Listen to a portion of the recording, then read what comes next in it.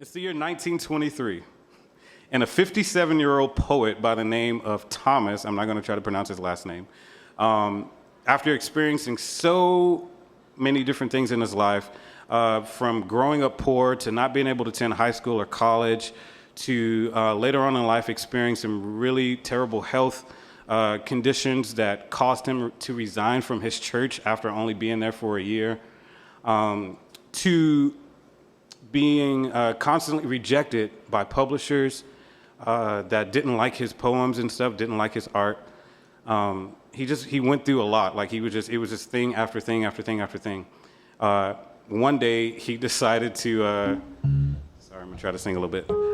One day he sat down at his keyboard and wrote, "Great is thy faithfulness, great is thy faithfulness, Lord, morning by morning new mercies I've seen. All I have needed, thy hand has provided.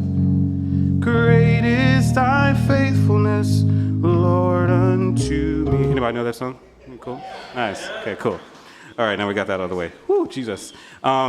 Which I think is crazy. Like, all this crazy stuff was happening in his life, all these rejections, his health was failing, he had to resign from his church, he couldn't go to high school or college, like all these things, and he decided to sit down and write about the faithfulness of God in his life, which is mind-boggling to me. That's crazy. So, like I said, it helps me have a greater appreciation for these songs because you can kind of connect with these artists. So let's fast forward to November 5th, 2016. I'm in a writing session with some friends of mine in Houston, Texas, and we kind of got stuck. Like, we didn't really know. We were like trying to come up with some stuff. It wasn't working. And I had this track that I was producing for another artist that it didn't really go anywhere. Nothing happened with it. Never got released. So I was like, hey, I got this track. Why don't we try to turn this into Great Is Thy Faithfulness? And they were like, all right, bet, we ain't got nothing else going on. So about an hour later, we had it done.